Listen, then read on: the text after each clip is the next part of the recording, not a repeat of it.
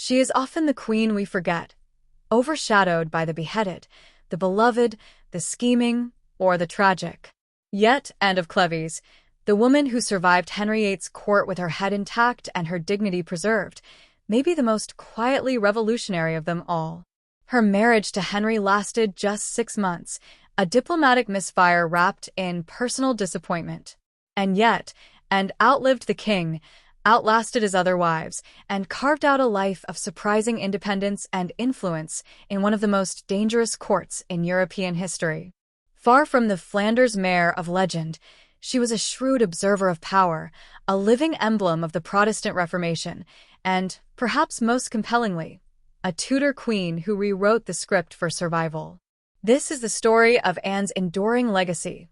Understated, often overlooked, but never insignificant, Henry VIII, one of England's most controversial and influential monarchs, reigned from 1509 to 1547, a period marked by seismic shifts in religion, politics, and dynastic ambition.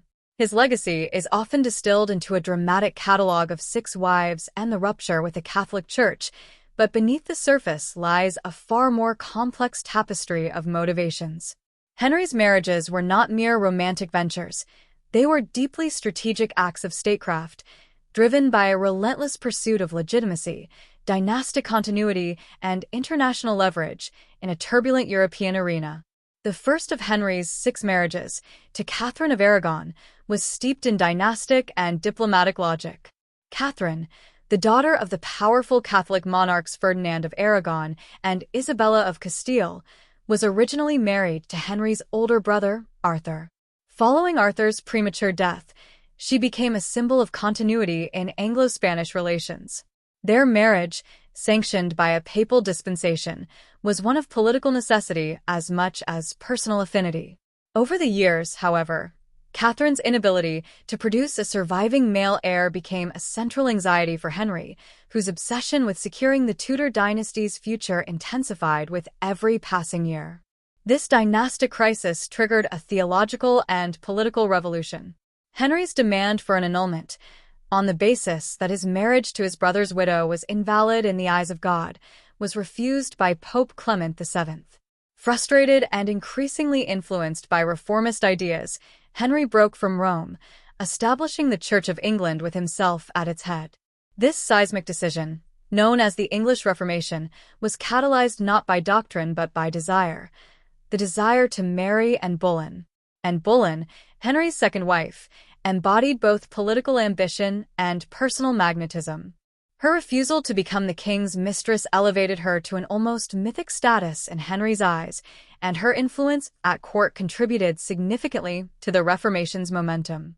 Yet their union, celebrated with the hope of producing a male heir, ultimately bore only a daughter, Elizabeth, who would later become one of England's greatest monarchs. Anne's failure to produce a son, combined with political enemies at court and Henry's waning affection, led to her downfall. Accused of adultery, incest, and treason, likely on fabricated evidence, she was executed in 1536. Her rise and fall marked a turning point in Henry's reign, increasingly isolated, paranoid, and ruthless. In contrast, Henry's third wife, Jane Seymour, provided him with what he most craved, a legitimate male heir.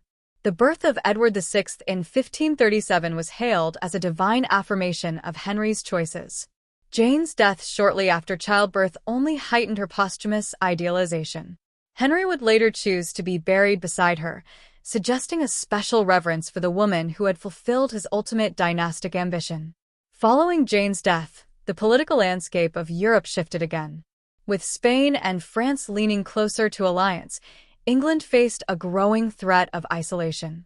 It was within this geopolitical context that Henry's 4th marriage was arranged, this time to Anne of Cleves. Anne of Cleves was a Protestant German princess from the strategically significant Duchy of Cleves, located in the Holy Roman Empire. Her brother, William, Duke of Cleves, was a key figure among the Protestant states of Northern Europe.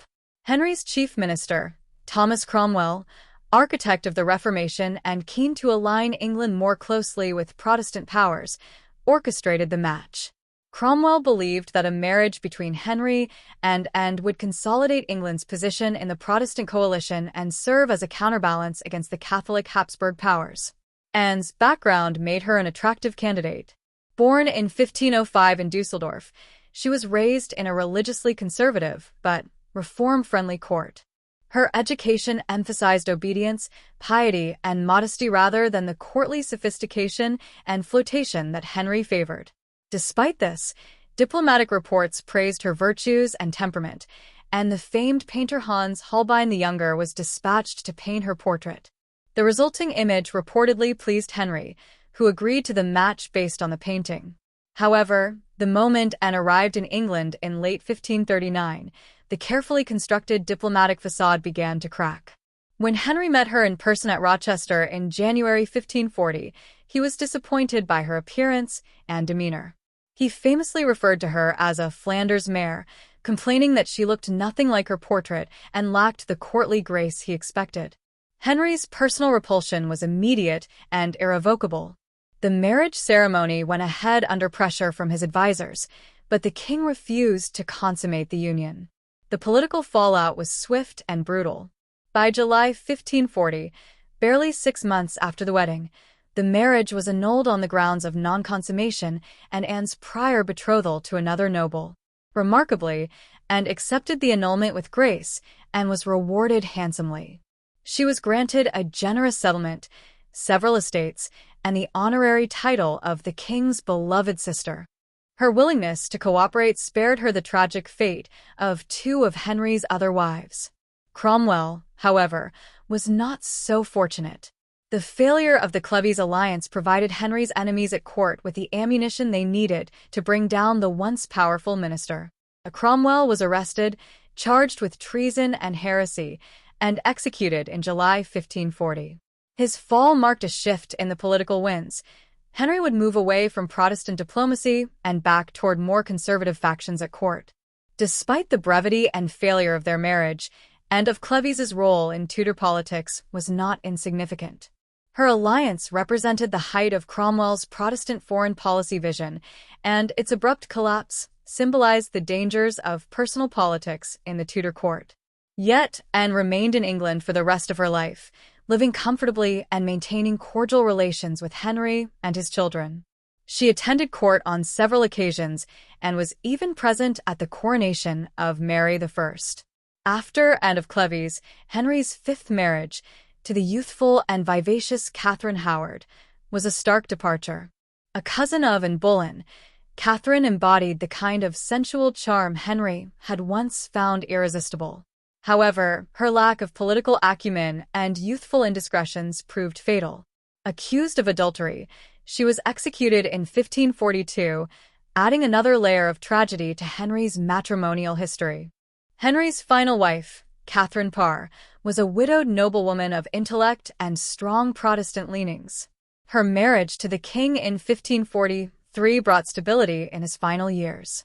She played a crucial role in reconciling Henry with his daughters, Mary and Elizabeth, and acted as a capable regent when Henry campaigned in France. Catherine's survival marked a rare success among Henry's wives, and her influence helped shape the education and religious inclinations of the future Elizabeth I. In the end, Henry VIII's 6 marriages formed the axis around which his reign revolved. They were not merely romantic entanglements, but strategic gambits in a broader game of dynastic survival, religious reform, and international diplomacy. Each wife reflected a different stage in Henry's political evolution, from Catholic loyalist to Protestant reformer, from hopeful young king to paranoid despot. The case of Anne of Cleves in particular illustrates the precarious balance between personal desire and political necessity. Her marriage, conceived in the crucible of Reformation politics, was undone by the whims of a king whose affections and alliances were as volatile as the Europe he sought to navigate. Yet, Anne endured with grace and pragmatism, becoming one of the few figures in Henry's life to emerge relatively unscathed.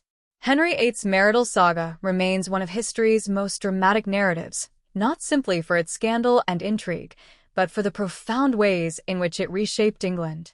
The monarch's relentless pursuit of a male heir and the ever-shifting alliances forged through his marriages led to the creation of a national church, the centralization of royal power, and the redefinition of England's place in the world. In the shadow of these 6 queens, the Tudor legacy was forged, fractured, reformed, and ultimately transformed. In the intricate tapestry of 16th-century European politics, few noble houses illustrate the delicate balance of dynastic ambition, religious transformation, and geopolitical positioning quite like the House of Cleves. Though modest in size compared to the sweeping empires of Spain or France, the Duchy of Cleves occupied a vital strategic crossroads in the Rhineland, straddling the borderlands of the Holy Roman Empire and France. It was here, amid the currents of the Protestant Reformation and the pressures of imperial diplomacy, that Anne of Cleves was born in 1515, a princess whose future would briefly entwine with the fate of England. The Duchy of Cleves, nestled along the lower Rhine River, held both symbolic and tactical significance. It was neither a great military power nor a wealthy kingdom, but its location made it a key player in the constant negotiation between Catholic and Protestant forces. During a time when European states aligned themselves along emerging confessional lines, Cleves became a valuable prize in the struggle for influence among the rising Protestant states of northern Germany and the established Catholic powers. It was precisely this value that would draw the attention of England's King Henry VIII, a monarch in desperate need of alliances following his dramatic break with the Roman Church. At the heart of the House of Cleves during this pivotal era stood Duke John III, father of Anne. A shrewd and diplomatic leader, John was emblematic of the cautious yet ambitious rulers who steered smaller principalities through the storm of Reformation Europe. Unlike the fiery religious zealots of his age, John did not adopt a radical position in the religious conflicts engulfing the continent. Instead, he pursued what was known as the Erasmian middle path, favoring moderate reform and humanist learning over confrontation. His aim was stability, both religious and political, an aim reflected in his deft marriage alliances and careful foreign policy. John's marriage to Maria of Jülichburg further elevated the house's status. Maria, the heiress to 2 powerful German territories, brought not only prestige, but considerable strategic value to the union. Her lineage, connected to the mighty House of Habsburg, linked Cleves to the heart of the Holy Roman Empire. Through her, Anne of Cleves inherited a legacy of nobility rooted in diplomacy and dynastic ambition. Maria played an influential role in her daughter's early life, emphasizing the principles of duty, piety, and political awareness that would shape Anne's understanding of her role as a noblewoman. Anne grew up in a court steeped in both the traditions of German nobility and the evolving ideas of religious reform. While not formally educated to the level of some of her English contemporaries, such as Catherine of Aragon or Anne Boleyn, Anne's upbringing was rich in courtly customs, household management, and the decorum expected of a European princess. Her education was shaped more by practical concerns of governance, obedience, and religious observance than by humanist scholarship. She learned to manage a household, navigate the intricate hierarchies of court life, and comport herself with dignity, qualities considered essential for a woman destined to marry into power. The court of Cleves, influenced by its proximity to France and the Low Countries, reflected a blend of German, Dutch, and French cultural traditions, and would have grown up immersed in this multilingual and multicultural world, acquiring the skills of diplomacy and etiquette necessary to represent her family abroad. The duchy's alignment with the Protestant cause, though moderate, placed and in an environment increasingly shaped by the Reformation, where ecclesiastical authority was questioned, and the idea of a pious, reform-minded ruler took root. By the late 1530s, the House of Cleves had become a notable advocate for the Schmalkaldic League, a military alliance of Protestant princes within the Holy Roman Empire. Although Duke John had passed away in 1539, his son and successor, William, continued to pursue Protestant alliances with vigor. It was this Protestant orientation, coupled with Cleves' strategic location, that brought the duchy to the attention of Henry VIII of England. Henry, having executed Anne Boleyn and mourned the death of Jane Seymour, was in urgent need of a new wife. But more importantly, he required an alliance. England, increasingly isolated after its break with Rome, faced the growing hostility of Catholic monarchs such as Charles V and Francis I. Thomas Cromwell, Henry's chief minister and architect of the English Reformation, recognized the need to solidify ties with the Protestant powers of Germany. The Duchy of Cleves, moderate yet firmly opposed to papal interference, seemed a perfect match. Negotiations for a marriage between Henry and Anne were set in motion with a sense of urgency. Cromwell, keen to secure the alliance, enlisted the renowned painter Hans Holbein the Younger to travel to Cleves and paint Anne's portrait. It was a critical moment in Renaissance diplomacy, one in which visual representation played a key role in shaping royal expectations. The result, however, would prove fateful. Holbein's portrait flattered Anne, presenting her with grace and refinement. When Henry finally met Anne in person in early 1540, he was bitterly disappointed, famously describing her as nothing so fair as she hath been reported. Despite the king's distaste, the political stakes were high. The marriage proceeded, but it was clear from the outset that it lacked both personal and emotional connection. And, unfamiliar with English customs and speaking little of the language, struggled to find her place in the elaborate court rituals of Tudor England. The marriage, unconsummated and devoid of affection, quickly became a liability. Within 6 months, Henry had the union annulled on the grounds of non-consummation and mutual incompatibility. Remarkably, Anne responded with grace and diplomacy. Aware of the danger posed by offending the volatile monarch, she accepted the annulment and was rewarded with a generous settlement, including estates and the honorary title of the king's sister. She remained in England for the rest of her life, outliving Henry and 4 of his other wives. Anne's brief tenure as queen consort of England might suggest failure, yet her story reflects the resilience and political savvy instilled by her upbringing in the court of Cleves. She avoided scandal, preserved her dignity, and secured a comfortable life in a foreign land. More than that, her marriage, however fleeting, revealed the high stakes of international diplomacy during the Reformation and the precarious role played by royal women in forging alliances. For the House of Cleves, the annulled marriage was not a total loss. Though the alliance with England did not bear lasting political fruit, the duchy retained its influence within the Protestant circles of the Holy Roman Empire. Anne's story, often overshadowed by the more dramatic fates of Henry's other wives, offers a unique window into the political complexities of mid-Tudor Europe, the dynamics of dynastic diplomacy, and the quiet power of adaptability in a rapidly changing world. The House of Cleves may not have reshaped Europe on the scale of the Habsburgs or Tudors, but its strategic importance and its role in the Protestant cause made it a valuable player in the great game of 16th-century politics. And, born into a family that balanced faith with diplomacy and survived through strategy rather than force, exemplifies the understated but enduring legacy of a dynasty that stood at the intersection of Reformation and monarchy. The 1530s marked a seismic shift in England's political and religious trajectory, driven primarily by King Henry VIII's decision to break with the Roman Catholic Church. Though often framed as a personal choice rooted in his desire to divorce Catherine of Aragon and secure a male heir, Henry's establishment of the Church of England had profound implications for the realm's foreign policy. By rejecting the authority of the Pope and the Holy See, England positioned itself in direct opposition to the great Catholic powers of Europe, particularly Spain and the Holy Roman Empire. This new position necessitated a reevaluation of England's diplomatic relationships and created an urgent need for allies in the increasingly polarized world of Protestant and Catholic Europe. Previously, England had been closely tied to Spain through Henry's marriage to Catherine, who was the aunt of Emperor Charles V, the most powerful Catholic ruler in Europe. The dissolution of that marriage in favor of Anne Boleyn was not only a personal scandal, it was a diplomatic catastrophe.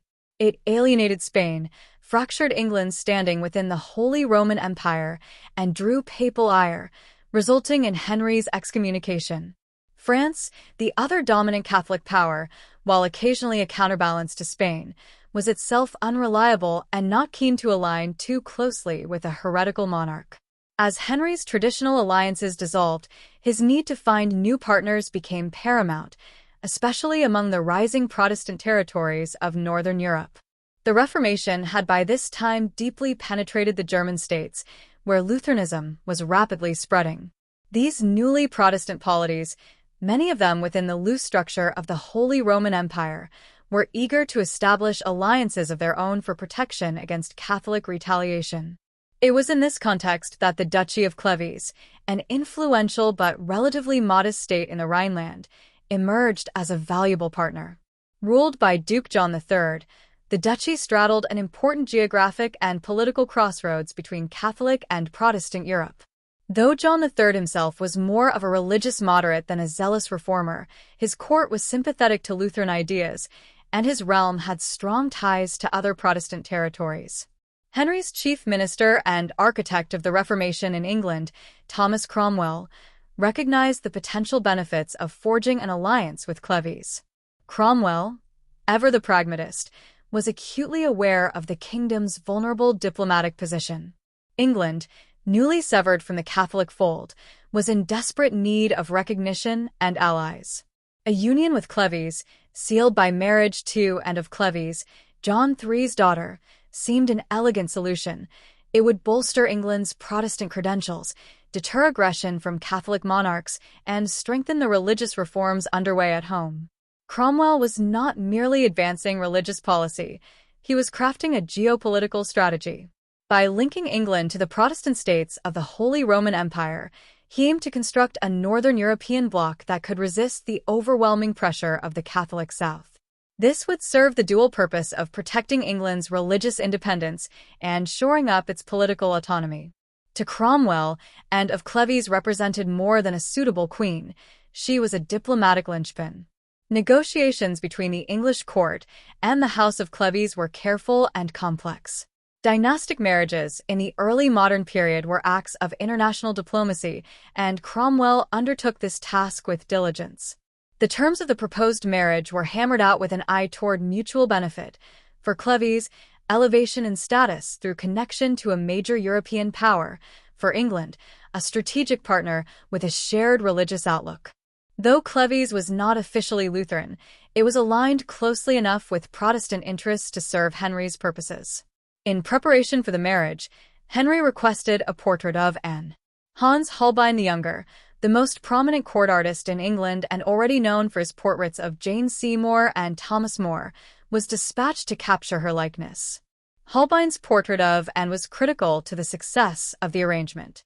In an era without photography, paintings served as stand-ins for personal encounters. Diplomacy often relied on such images to facilitate marriages across distances. Holbein portrayed Anne in a dignified, modest fashion, neither overly elaborate nor idealized. Henry, upon seeing the portrait, expressed satisfaction and approved the match.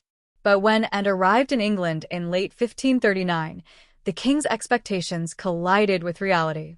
According to contemporary accounts, Henry was disappointed with Anne's physical appearance, claiming that she did not match the ideal conjured by Holbein's portrait.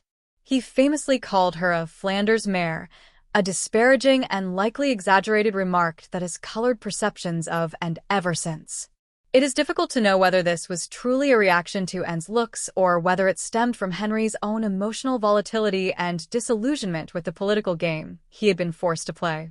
Still, Henry went through with the marriage on January 6, 1540, though he made his displeasure known almost immediately. The relationship failed to develop either physically or emotionally. Henry complained that he could not consummate the marriage, citing Anne's supposed lack of appeal and his own inability to be aroused. And, unfamiliar with English customs and perhaps confused by Henry's erratic behavior, found herself in a bewildering and precarious position. The failure of the marriage had significant political consequences. Cromwell, who had championed the alliance, suddenly found himself vulnerable. Henry blamed him for orchestrating what he now considered a diplomatic and personal embarrassment.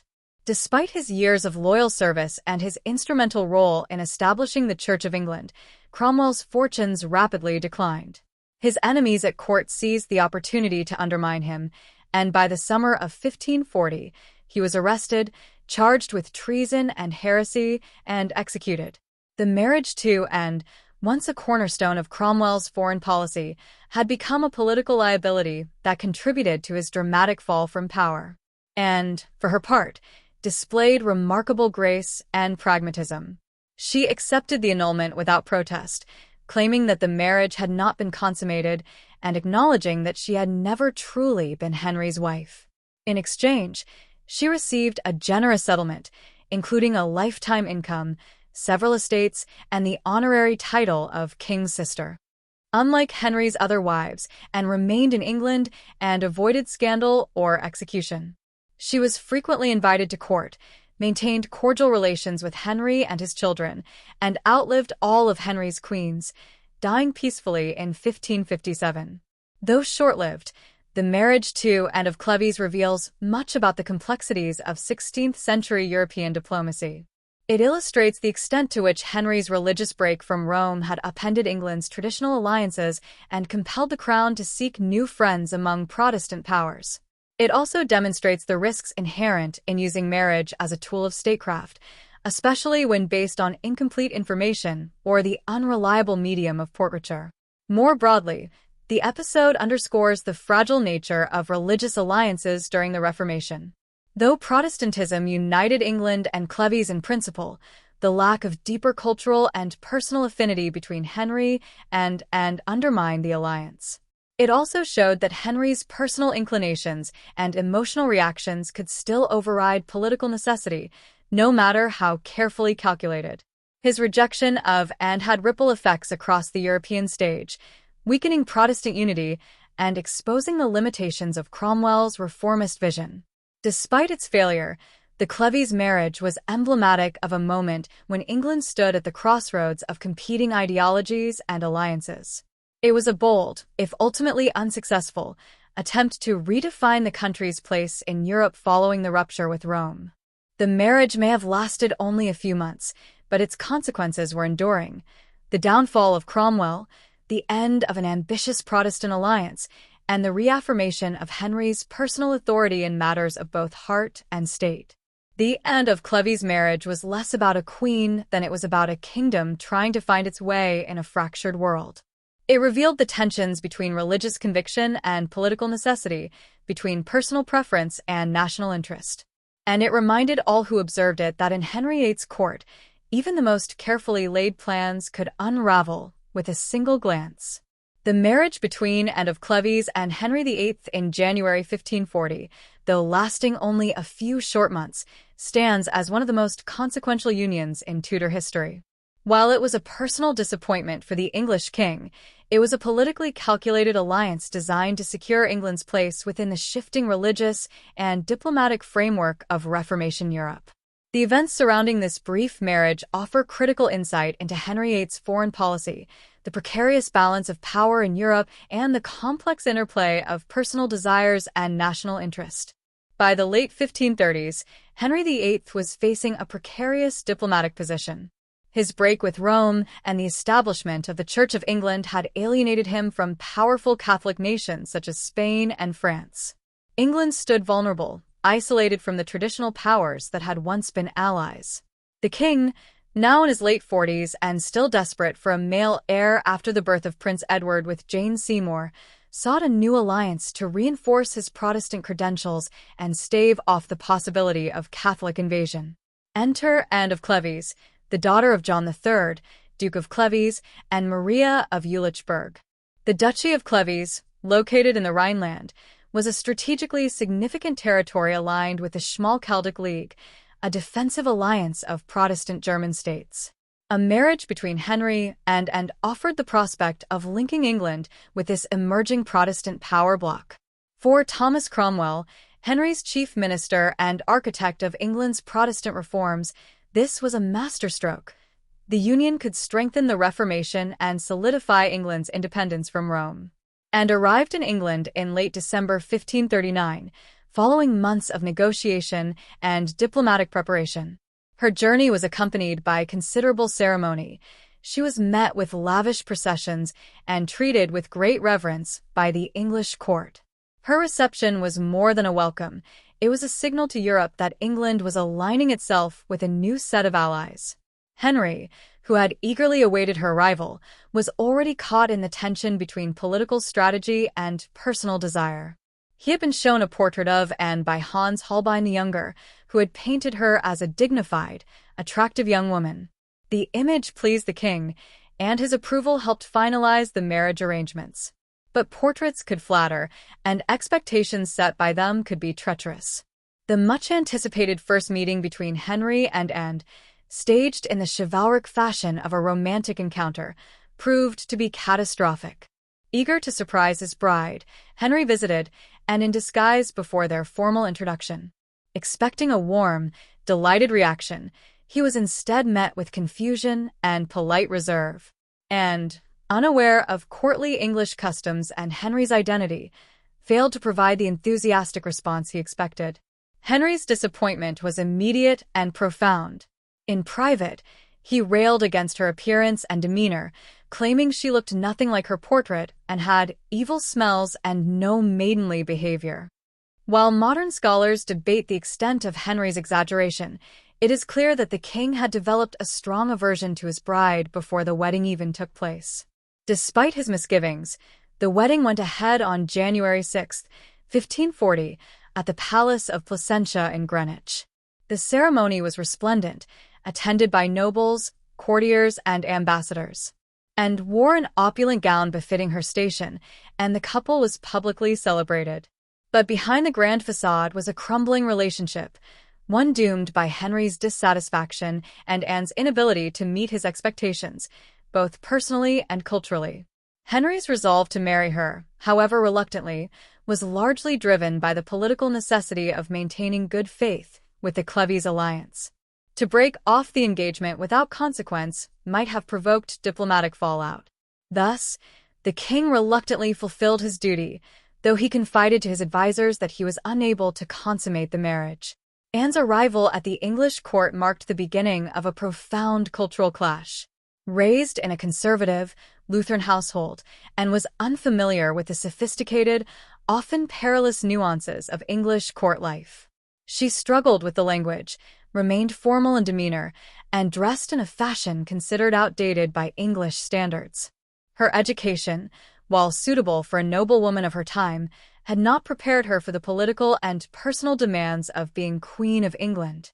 Nonetheless, Anne conducted herself with poise and humility.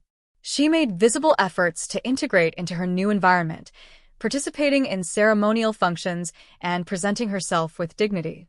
The English people, generally sympathetic to her position, viewed her with a mixture of curiosity and respect. To the court, however, she remained a foreigner, an outsider whose presence was more strategic than sentimental. From the moment of their wedding, Henry sought an escape from the union. He repeatedly claimed an inability to perform his marital duties, citing Anne's lack of allure and his own disinterest. He confided in his close advisors, including Thomas Cromwell, who had arranged the match and now found himself in a dangerous position. Cromwell's fortunes quickly declined as Henry's dissatisfaction with the marriage deepened. Within months, Henry initiated the process of annulling the marriage. The grounds were technical. He claimed the marriage had never been consummated and had previously been betrothed to Francis of Lorraine, making her contractually unavailable. And, recognizing the peril of resisting the king, acquiesced without protest. Her cooperation earned her Henry's favor and allowed her to maintain a respectable position in England. On July 9, 1540, the marriage was formally annulled, and was granted a generous settlement, including several estates, a lavish household, and the honorary title of the king's beloved sister. She remained in England for the rest of her life and was treated with considerable respect. Unlike Henry's other wives, Anne's fall from queenship was not accompanied by disgrace or tragedy. Her quiet submission and political neutrality won her a unique place in Tudor history. For Henry, the marriage represented a sobering lesson in the limits of political matchmaking. His disillusionment with Anne was one of the key factors in the downfall of Thomas Cromwell, who was arrested and executed later that same month. Cromwell's fall was a watershed moment in Tudor politics. It marked the end of England's strongest push toward a Protestant alliance and a temporary shift back toward more conservative, Catholic-influenced policies. The broader consequences of the marriage extended beyond the court. Though the alliance with Cleves was short-lived, the union signaled England's willingness to engage with Protestant states. It also revealed the volatility of Henry's foreign policy, shaped as much by personal caprice as by strategic vision. The failure of the Cleves marriage led Henry to his fifth wife, the young and vivacious Catherine Howard, an ill-fated attempt to recapture the passion of his youth, which would end in scandal and execution. Anne of Cleves remained a rare example of a Tudor wife who outlived Henry and maintained favor. She was present at key events in subsequent reigns and formed cordial relationships with Henry's children, particularly Mary and Elizabeth. Her continued presence in England was a testament to her diplomacy, humility, and resilience. While she never bore a child or played a central role in the Tudor succession, Anne's story illustrates the profound intersection of personal fate and geopolitical strategy. Historians have since re-evaluated Anne's legacy. Once dismissed as the unfortunate Flanders mare, a term of disparagement possibly coined by Henry himself, Anne is now recognized as a woman who navigated extraordinary circumstances with grace. Her marriage, though brief, was emblematic of the Tudor period's fusion of personal ambition and political necessity. The marriage of Anne of Cleves and Henry VIII was more than a fleeting royal mismatch. It was a diplomatic experiment that exposed the fault lines of Tudor policy, court politics, and personal monarchy. While it failed in its immediate objectives, the union reflected the broader tensions of the Reformation and England's shifting identity on the European stage. For Anne, the experience was both a personal challenge and a political transformation. For Henry, it was a reminder that even kings must reckon with the unpredictable outcomes of diplomacy dressed as love. Though their marriage lasted only 6 months, its impact echoed far beyond the annulment, shaping the Tudor dynasty in ways that still captivate historians and readers alike. The marriage between Anne of Cleves and Henry VIII is remembered as one of the shortest and most curious unions in English royal history. What began as a promising political alliance, carefully orchestrated by Thomas Cromwell to strengthen England's Protestant ties, swiftly unraveled under the weight of personal dissatisfaction, cultural miscommunication, and the ever-shifting moods of a volatile king. The collapse of this union not only highlighted the fragile nature of dynastic marriages, but also revealed the growing influence of personal desire in royal decisions. In the end, this failed marriage would contribute to the downfall of a powerful minister, mark a turning point in Henry's marital journey, and offer a surprising degree of freedom and dignity to a discarded queen. By the late 1530s, England was diplomatically isolated. The break with Rome had severed ties with the Catholic world, and Henry VIII's previous marriages had done little to secure reliable alliances. Following the death of Jane Seymour, who died shortly after giving birth to the long-awaited male heir, Edward, Henry's advisors, most notably Thomas Cromwell, began to search for a politically advantageous bride. Cromwell turned his attention to the German states of the Holy Roman Empire, specifically the Duchy of Cleves. The House of Cleves was Protestant, strategically located between the Netherlands and the Rhineland, and politically independent enough to serve as a valuable counterweight against the growing Catholic powers of France and the Habsburg Empire. Anne of Cleves, daughter of Duke John III and sister to the reigning Duke William, seemed an ideal match. She was untainted by political scandal, of noble lineage, and raised in a devoutly Lutheran court. Negotiations commenced, and Hans Holbein the Younger was dispatched to paint Anne's portrait for the king. The painting showed a woman of modest beauty, with serene features and graceful attire. Pleased by what he saw, Henry agreed to the marriage. The match was concluded with great haste, and Anne departed from Cleves to England at the end of 1539, expecting a marriage that would secure both her personal future and the future of her family's political standing. Henry, famously romantic in his notions of love despite the pragmatic nature of royal marriages, insisted on meeting and in disguise before their official introduction. He had done this before, most notably with Jane Seymour, believing it a test of mutual attraction. When he approached, and unexpectedly at Rochester Castle, disguised and bearing gifts, her reaction was not what he had hoped. And, unfamiliar with English courtly traditions and confused by the approach of a stranger, failed to respond with the expected delight or affection. Henry was humiliated. He later described her as nothing so fair as she hath been reported, claiming she gave him no spark of desire. Though he fulfilled the public ceremony of welcoming her to court, his private misgivings had already begun to form the foundation of what would be an increasingly unhappy relationship. The wedding went forward on January 6, 1540, despite Henry's reservations. Yet, by his own account, he found Anne so unattractive that he was unable to consummate the marriage. This became the central justification for seeking an annulment, and it became apparent to everyone at court that the king was displeased with his new queen. Anne of Cleves found herself in an impossible position. As a foreign princess, she was isolated and vulnerable. She had no allies at the English court, little command of the English language, and no understanding of how to navigate the treacherous waters of Tudor politics. Her marriage had been presented to her as a duty, both to her family and to the Protestant cause, and she had embraced it in good faith. When Henry began to distance himself from her, Anne was bewildered and heartbroken. She reportedly wept over the king's coldness and feared being sent back to Cleves in disgrace. Yet despite her personal distress, Anne showed remarkable poise. She accepted the annulment with grace, understanding that to resist might lead to imprisonment or worse. Her cooperation, along with her willingness to relinquish her claim to the title of queen, earned her the king's respect. He granted her a generous settlement, including several estates, most notably Richmond Palace and Hever Castle, the former home of Anne Boleyn, and a yearly income befitting a royal princess.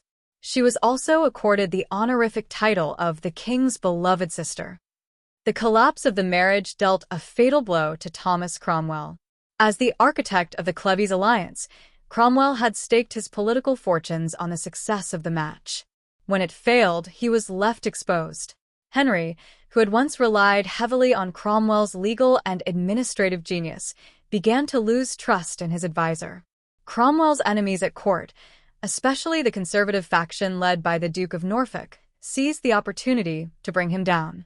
They accused him of overstepping his bounds, of forcing the king into a marriage that was politically unnecessary and personally abhorrent.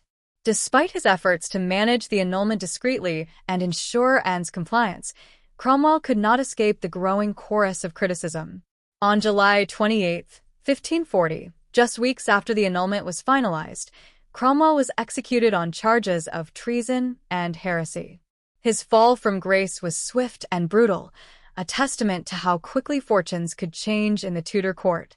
Ironically, that same day, Henry married his fifth wife, the young and vivacious Catherine Howard. In the aftermath of the annulment, Anne of Cleves reinvented herself. Though no longer queen, she remained a respected figure at court. She was often invited to royal celebrations, maintained cordial relations with Henry's subsequent wives, and even developed friendships with Henry's children.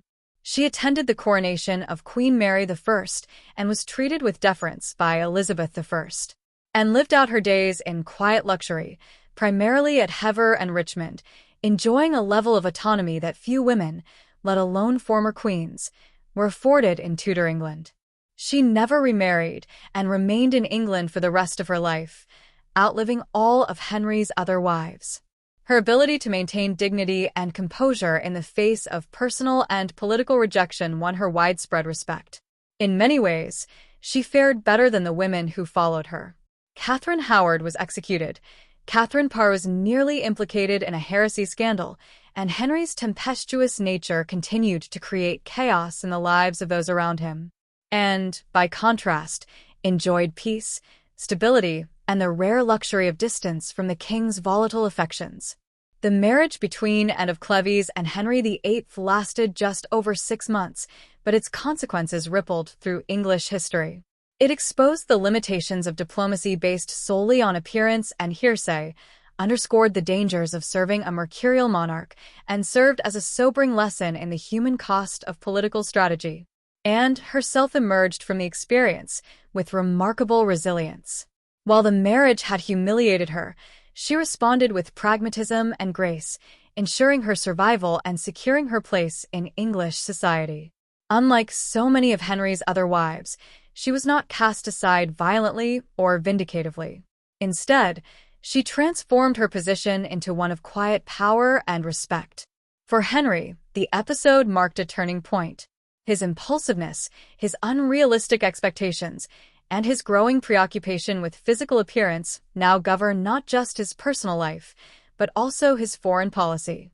The Cleves marriage had been intended to solidify Protestant alliances. Its failure weakened England's position and highlighted the instability at the heart of the Tudor regime. In the end, the marriage of Anne of Cleves and Henry VIII serves as a case study in the interplay between politics, personality, and power. It reveals the challenges faced by women who were treated as pawns in dynastic games, the dangers of royal caprice, and the unexpected dignity that could emerge from defeat. Anne of Cleves may not have won the king's heart, but she retained something far more valuable: her head, her freedom, and her self-respect. When Anne of Cleves arrived in England in late 1539, she did so as a diplomatic bride, a Protestant princess from the Duchy of Cleves, intended to seal an alliance with a powerful monarch whose kingdom had recently severed ties with the Roman Church. But her marriage to Henry VIII, brokered by Thomas Cromwell, would last a mere 6 months. While many may have expected Anne's story to end in disgrace, her life took an unexpected turn. After the annulment, Anne carved out a new identity as sister to the king, navigating court life with a keen sense of dignity, diplomacy, and adaptability. Rather than vanishing into political oblivion, she remained a visible, respected figure in the Tudor world. The annulment of Anne's marriage to Henry in July 1540 could have consigned her to a life of marginalization or exile. Yet, remarkably, she not only retained her status but was elevated in a new and politically unique way. Henry began referring to Anne as his beloved sister, a title with no precedent but enormous symbolic weight. This relationship gave her a place in the royal family that was more than ceremonial. It implied inclusion, trust, and affection. This outcome owed much to Anne's tact during the annulment negotiations. She accepted the situation without resistance, a wise move in the dangerous environment of Henry's court. Her agreement not only spared her from disgrace or imprisonment, but earned her the king's favor. In contrast to the fates of some of Henry's other wives, Catherine Howard and Anne Boleyn, who were executed, or Catherine of Aragon, who died in isolation, Anne's decision to cooperate secured her a life of comfort and status. As sister to the king, Anne occupied a position of strategic neutrality. She was neither a political rival nor a discarded embarrassment. Her German background, her moderate temperament, and her lack of involvement in the factional struggles that plagued the Tudor court worked in her favor. Henry valued her as a friend and ally. Her survival and influence were due not only to royal benevolence, but also to her own adept navigation of the Tudor political terrain. Anne's annulment settlement was among the most generous ever granted by a monarch to a former spouse. Henry bestowed upon her a range of properties, including Richmond Palace and Hever Castle, the former home of Anne Boleyn, along with a substantial annual income. These resources granted an unprecedented financial independence. She was able to maintain her own household, with staff, entertainments, and charitable works. This independence gave her both autonomy and respect. Unlike many noble women of her era, whose fates were inextricably tied to the men in their lives, and was not beholden to any husband, brother, or son. She was able to support herself and live as a woman of rank. The former queen consort was no shadowy exile. She presided over a mini-court of her own, receiving guests and participating in the cultural and political life of the kingdom. Her estates were not mere symbols of past glories but centers of activity and patronage. Hever Castle, in particular, became a peaceful retreat and an emblem of Anne's successful adaptation to English life. Her management of these properties further reinforced her reputation as a capable and responsible woman. Anne's legacy also lies in her remarkable ability to maintain good relationships with Henry's later wives. After Catherine Howard succeeded her in 1540 and reportedly remained respectful and even cordial with the young queen, there is no record of jealousy or bitterness. When Catherine was disgraced and executed in 1542 and expressed sorrow at the girl's fate, not triumph, her emotional restraint and magnanimity spoke to her composure and understanding of court dynamics. With Henry's sixth wife, Catherine Parr, Anne's relationship was even more meaningful. The two women were close in age, intellectually inclined, and politically astute. They shared mutual respect and perhaps even friendship. Catherine, who was known for her piety and learning, appreciated Anne's presence at court as a stabilizing figure.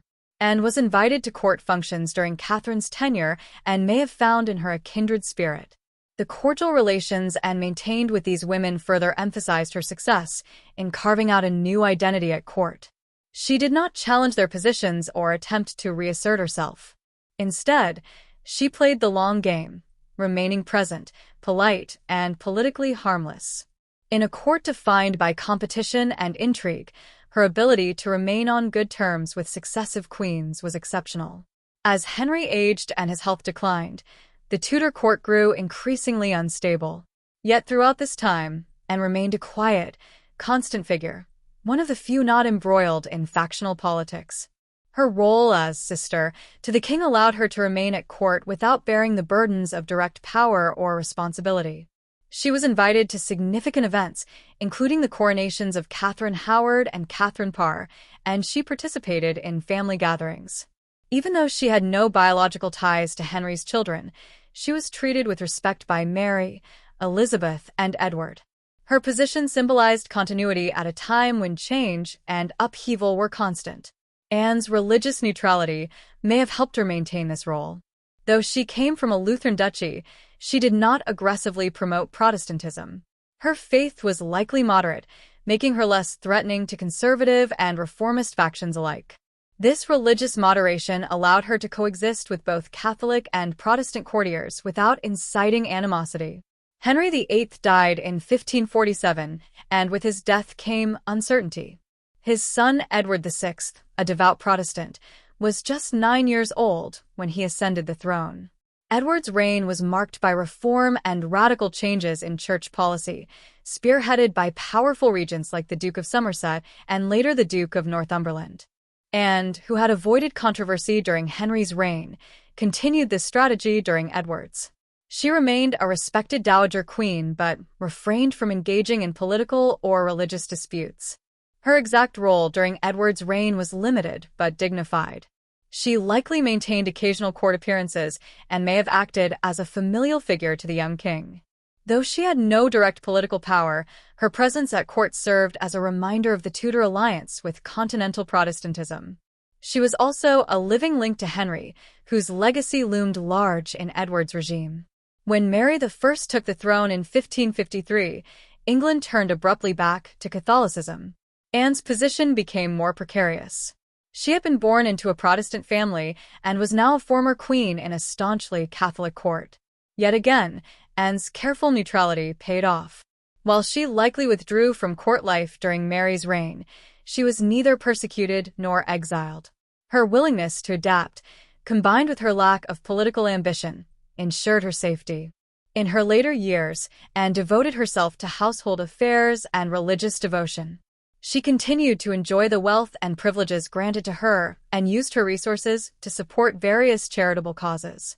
She may have sponsored religious foundations or contributed to the care of the poor, though specific records are scarce. Anne's household became a place of quiet influence. She retained a network of trusted servants and friends and maintained correspondence with continental contacts. She also kept abreast of political events, though always from a distance.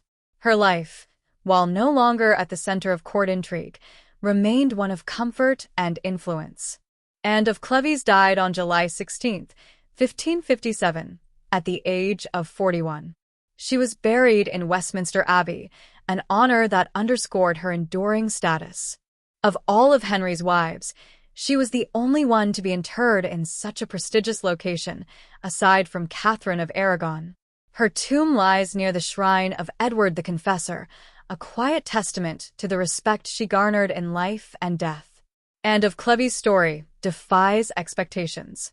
She entered England as a foreign princess, was briefly queen, and then reinvented herself as a royal sister and court diplomat. Her resilience, tact, and ability to read the shifting currents of Tudor politics ensured her survival, and more than that, her prosperity. Unlike Catherine of Aragon, she did not cling to her title. Unlike Anne Boleyn, she did not provoke her enemies. Unlike Catherine Howard, she did not lose herself in reckless behavior. And unlike Catherine Parr, she did not involve herself in theological disputes or regency politics. Instead, Anne of Cleves chose a third way, neither surrender nor resistance, but graceful adaptation. In a court where women were often pawns in the games of men, and wielded a quiet power of her own, she turned a personal failure into a lifelong success. Through her intelligence and restraint, she claimed not just survival, but significance. Her story is not one of grand romance or dramatic tragedy, but of dignity, reinvention, and unexpected triumph. Anne of Cleves, though briefly married to Henry VIII, managed to forge a legacy marked not by scandal or tragedy, but by resilience, dignity, and quiet influence. While her time as queen consort lasted just 6 months, Anne's post-marital life was remarkable for its stability, independence, and subtle yet enduring impact on English political and religious history. Far from fading into obscurity, she maintained a noteworthy position within the Tudor dynasty and the broader context of Reformation England. Her later years, lived in relative peace and financial security, offer a compelling portrait of a woman who navigated the perils of Tudor politics with tact and fortitude. Following the annulment of her marriage in July 1540, Anne of Cleves withdrew from court life and settled into a retirement that was unusually comfortable for a former queen. Henry VIII, perhaps feeling remorse or simply recognizing Anne's compliance and lack of political ambition, rewarded her with a generous settlement. This included several properties such as Richmond Palace, Hever Castle, formerly owned by Anne Boleyn's family, and other manors across the English countryside. These holdings not only ensured her financial independence, but also allowed her a high standard of living and a measure of freedom rarely afforded to women of her time. Anne primarily resided in the countryside, away from the tumultuous environment of the royal court. There, she fostered a quiet and private lifestyle, reportedly spending her days engaging in domestic management, religious observance, and cultural activities. She cultivated gardens, oversaw household affairs, and maintained a retinue befitting a woman of her status. Although she never returned to her homeland of Cleves, her life in England remained secure and relatively serene. Despite the personal humiliation of her failed marriage, Anne held no bitterness. Her relationship with Henry remained cordial, even affectionate in its way. She accepted the title of the king's sister, which allowed her continued respect and access to court when appropriate. This title, unique in Tudor history, was more than ceremonial. It reflected her ongoing integration into the royal family's social framework. She attended major state occasions, such as the coronations of Henry's later queens, and was treated with honor befitting her former royal status, and maintained a particular rapport with the children of Henry VIII. She grew close to Princess Mary, whose own life had been marked by displacement and restoration. Their shared outsider status may have deepened their bond with Princess Elizabeth and also maintained a cordial relationship, though less is recorded of their interaction. These relationships reflect Anne's enduring presence in Tudor family life and affirm her role as a stable, non-threatening figure within the often dangerous Tudor political landscape. Anne's position allowed her to travel relatively freely. She often visited her various estates and occasionally journeyed to London, where she was welcomed at court functions. Her movements and appearances underscored her symbolic role as a link between Henry's various marital alliances and England's shifting religious and political identity. Although Anne's role in the Reformation was not overtly political or activist, she represented a crucial thread in England's Protestant evolution. A native of the Duchy of Cleves, a Protestant stronghold, and had been brought to England as part of Henry VIII's strategy to ally with the Protestant states of Northern Europe. Her Lutheran background had made her an appealing match to the king's advisors during a time when England was distancing itself from Catholic powers. Though she adapted to life in England and its religious complexity and never abandoned her Protestant beliefs. While she did not publicly promote religious reform, her quiet adherence to Lutheran principles served as a subtle endorsement of the Protestant cause during a volatile period. Her religious identity aligned her with the emerging Protestant elite at court, especially under Edward VI and later, Elizabeth I. During the short reign of Edward VI, 1547 to 1553, England saw an aggressive push toward Protestantism. Anne's presence, though less publicly visible, likely offered moral encouragement to those advocating reform. Her continued friendship with Catherine Parr, Henry's sixth and final wife and a confirmed Protestant, also demonstrated her alignment with the religious direction taken during the latter part of Henry's reign. It is likely that Anne and Catherine found mutual respect in their shared interests and perspectives, particularly regarding women's roles and faith.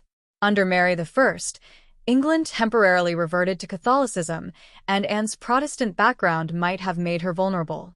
However, she navigated this phase with the same discretion that had defined her earlier years. Her cordial relationship with Mary, formed during earlier, more difficult times, possibly protected her. Though her public appearances diminished, she was never persecuted or forced into exile. By the time Elizabeth I ascended the throne in 1558, Anne had already passed away, but her quiet presence in the preceding decades had contributed to the Protestant continuity that Elizabeth would enshrine. In this way, Anne of Cleves, despite never producing heirs or wielding direct power, played a part in the religious transformation of England. In the pantheon of Henry VIII's 6 wives, Anne of Cleves is sometimes seen as the least dramatic. She was neither beheaded nor canonized, neither beloved nor reviled. Yet her political importance is considerable. Her marriage to Henry in January 1540 was brokered not out of romance, but as a strategic alliance to bind England to the Protestant states of Germany during a time of increasing religious and military tension with Catholic Europe. Although the marriage was never consummated and was quickly annulled, its implications echoed through diplomatic and religious channels for years. By accepting the annulment gracefully and cultivating a friendship with Henry, Anne avoided the fate of Anne Boleyn or Catherine Howard. Her lack of ambition was her greatest asset in a court where power plays often ended in disaster. She became a stabilizing figure, a woman of royal status without political threat, and her careful self-management ensured her survival and legacy. Moreover, Anne's life offered a rare example of a woman in Tudor England who achieved both personal security and respect without relying on marital status or male relatives. Her independent household, her control over her finances, and her ability to maintain a public identity, all while navigating a deeply patriarchal society, mark her as an exceptional figure in women's history. In modern historical assessment, Anne's significance has grown. Historians increasingly recognize her diplomatic role in Tudor politics, as well as her importance in shaping a model of post-marital female independence. While earlier histories may have treated her as little more than a failed bride, more recent scholarship appreciates the balance of intelligence, modesty, and pragmatism she displayed throughout her life in England. Anne of Cleves died on July 16, 1557, at Chelsea Old Manor, one of the residences granted to her by Henry VIII. She was 52 years old, having outlived not only Henry but also 3 of his other wives and his son, Edward VI. Her passing came during the reign of Mary I, a time of political and religious uncertainty, and her death was met with respect, though it did not elicit public mourning on a large scale. Anne's funeral arrangements reflected her status as a former queen. She was buried with dignity in Westminster Abbey, the traditional resting place of England's kings and queens. Her tomb, located in the South Ambulatory near the shrine of Edward the Confessor, bears a modest yet elegant inscription. While her resting place does not carry the grandeur of a reigning monarch, its location affirms her enduring connection to the Tudor dynasty and her respected status within it.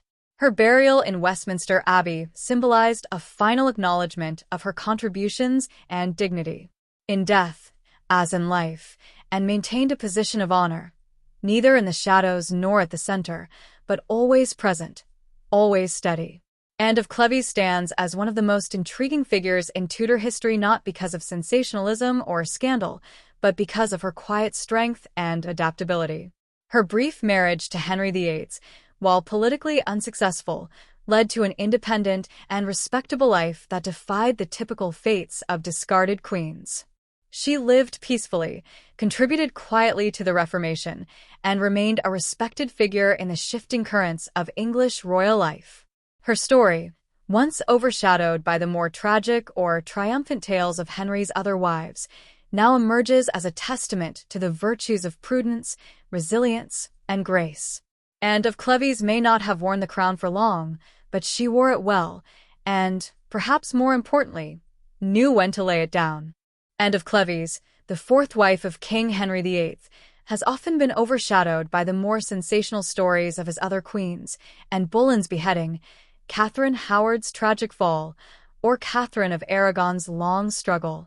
Yet, beneath the quiet surface of Anne's brief and unconsummated marriage lies a far-reaching legacy that rippled across the religious, political, and cultural landscapes of both England and continental Europe. Though her time as queen consort was short-lived, her significance in the Protestant Reformation, her enduring presence in Tudor memory, and her symbolic resonance in feminist historical scholarship have placed her as a figure of quiet but enduring impact. Anne of Cleves' entry into English history cannot be understood without reference to the broader religious turmoil that engulfed Europe in the early 16th century. The Protestant Reformation had fractured the religious unity of Western Christendom. Martin Luther's defiance of papal authority had spread from Wittenberg to the furthest corners of the Holy Roman Empire and beyond. Henry VIII's break with Rome, initially a political maneuver to secure his divorce from Catherine of Aragon, rapidly evolved into a redefinition of religious authority within England. In this context, Anne of Cleves represented more than a royal bride. She embodied a strategic alliance with the Schmalkaldic League, a coalition of Lutheran princes within the Holy Roman Empire, whose collective resistance to Emperor Charles V posed a formidable Protestant counterweight to Catholic dominance. Thomas Cromwell, Henry's chief minister and an architect of England's Protestant realignment, championed Anne's marriage as a diplomatic masterstroke. England, increasingly isolated after the king's excommunication, needed allies. Anne's German lineage, Lutheran upbringing, and familial ties offered a bridge to the heart of Protestant Europe. Anne's arrival in England in December 1539 was not merely a cultural exchange, but a signal to Europe that England was repositioning itself on the Protestant front. Though Henry famously recoiled upon meeting her, blaming Holbein's flattering portrait and complaining of her lack of charm, Anne's importance extended beyond aesthetics. She was a living emblem of the Protestant cause, a queen who symbolized England's severance from Rome and alignment with Reformed Christendom. Yet, Anne's influence in the religious sphere was more symbolic than doctrinal. She did not, like Catherine Parr, engage in theological debate or patronize Protestant authors.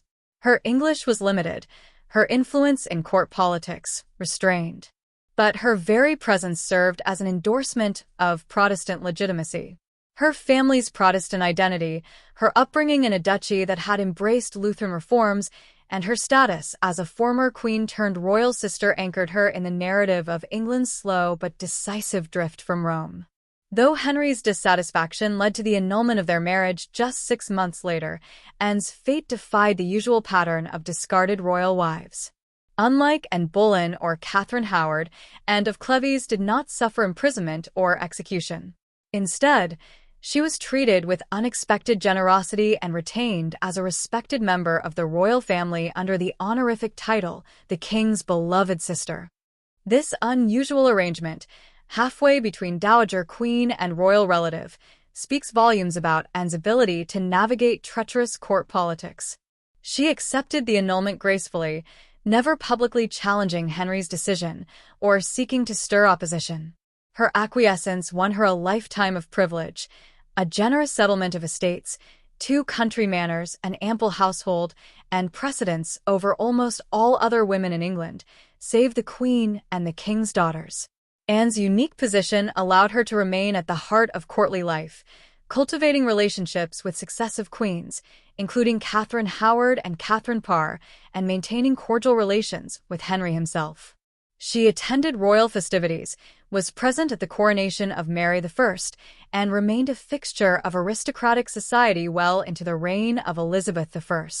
Her continued survival and social prominence mark a remarkable feat of political adaptability in an age when queens could fall from grace with fatal consequences. In the centuries following her death, Anne of Cleves has emerged in historical fiction, drama, and scholarship as a figure of quiet strength, comic misfortune, or tragic redundancy, depending on the storyteller's needs. Perhaps more than any of Henry's other wives, Anne's story has lent itself to reinvention. She has been, at various times, the ugly wife, the lucky survivor, the misunderstood foreigner, and the shrewd political realist. The notion that Anne was unattractive, cemented in popular culture by Henry's infamous claim that she looked like a Flanders mare, has long colored public perceptions. Yet contemporary sources suggest that this may have been more Henry's excuse than reality. Holbein's portrait, painted with diplomatic sensitivity, shows a poised, dignified woman. Visitors to her court remarked on her courteous manner, her gentle nature, and her fashionable dress. If Anne failed to appeal to Henry, it was not necessarily a reflection of her appearance, but of Henry's own volatile preferences and expectations. Literature and media have often struggled with how to depict Anne. In modern retellings such as Hilary Mantel's Wolf Hall trilogy or the BBC drama The Tudors, Anne is cast alternately as a tragicomic figure or a shrewd survivor. In The Tudors, Anne is portrayed as good-humored, adaptable, and ultimately content with the arrangement that ended her marriage but saved her life. These portrayals often contrast Anne's pragmatic acceptance with the high drama of Anne Boleyn or the naive missteps of Catherine Howard, offering a counter-narrative to the myth of the doomed Tudor queen. Moreover, Anne has featured prominently in recent feminist reinterpretations of Tudor history. In works such as VI, the musical, Anne's character is humorously defiant, declaring herself the queen of the castle after her annulment, challenging the notion that divorce equals defeat. This cultural reframing has elevated Anne from the margins of history to a symbol of survival and strategic wit, appealing especially to modern audiences eager for narratives of female agency. In the past half-century, feminist historians have played a critical role in recovering Anne of Cleves from the footnotes of Tudor history. Rather than viewing her as a passive recipient of fate, these scholars have emphasized her tactical intelligence and subtle form of resistance within the confines of her era. Anne may not have wielded power through overt political maneuvers or religious advocacy, but she exercised a form of soft diplomacy through behavior, compliance, and survival. In feminist terms, Anne's real triumph was her negotiation of power on her own terms. She managed to extract from Henry a generous settlement, retain her dignity, and live independently in an age when women, especially divorced women, were often discarded or vilified. Unlike Catherine of Aragon, who fought to the bitter end for her marriage, or Anne Boleyn, who lost her life in defense of her position, Anne of Cleves bowed to the winds of political change and emerged not only unscathed but honored.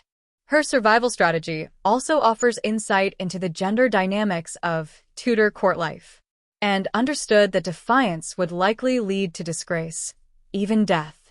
Instead, she performed the role expected of her, grateful, gracious, quiet, while securing a lifestyle more stable and prosperous than that of most of Henry's other wives. Her story, then, is not one of submission but of pragmatic self-preservation.